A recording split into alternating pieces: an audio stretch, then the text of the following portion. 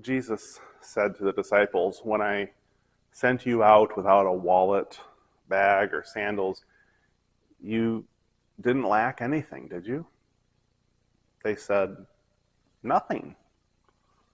Then he said to them, "But now whoever has a wallet must take it, and likewise a bag.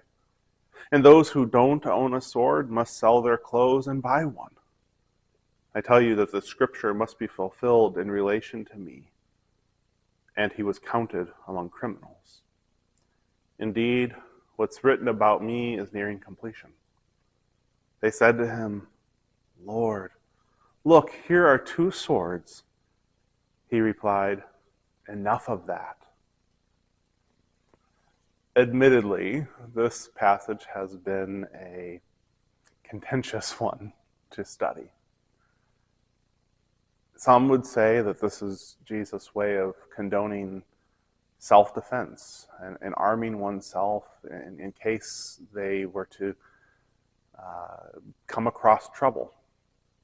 Some might argue that this was Jesus' way of saying we really should be ready to fight at any moment and rise up against those who would come to arrest. The problem with those things is that none of that matches any of Jesus' rhetoric. None of it matches his teachings. Rather, I think the way that we approach this is by thinking about what Dietrich Bonhoeffer, the 20th century theologian, pastor, and prisoner of the Nazi regime, the way he thought about it. He called it the cost of discipleship. For the disciples, truly discipleship, the cost was that they would likely meet significant resistance. They would likely also be arrested, perhaps executed.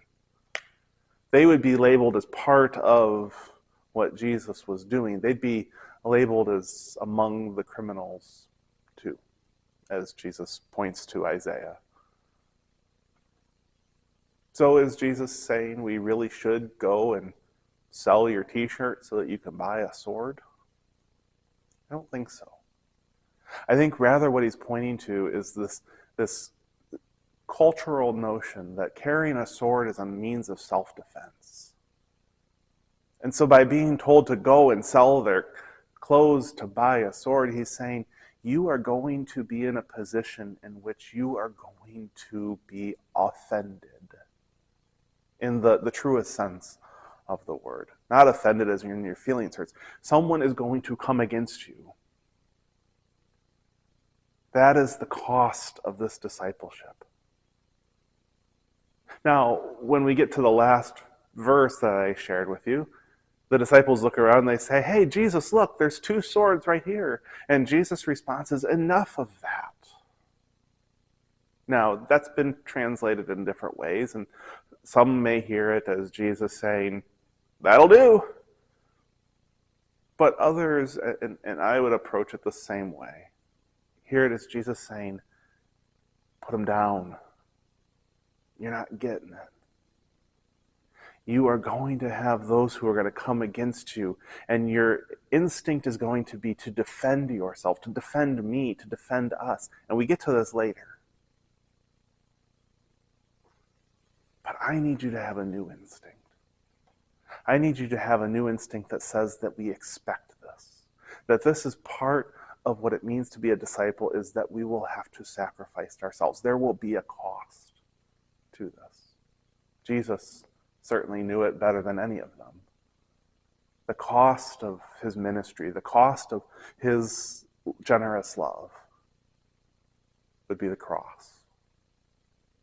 For others, persecution; for others, death. This isn't Jesus saying, "Take up arms."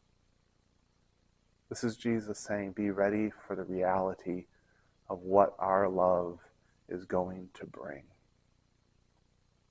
Unfortunately, the world, the kingdoms of this world, do not teach love your neighbor, love your enemy, and pray for those who persecute you. To teach that is countercultural. To teach that comes at a cost.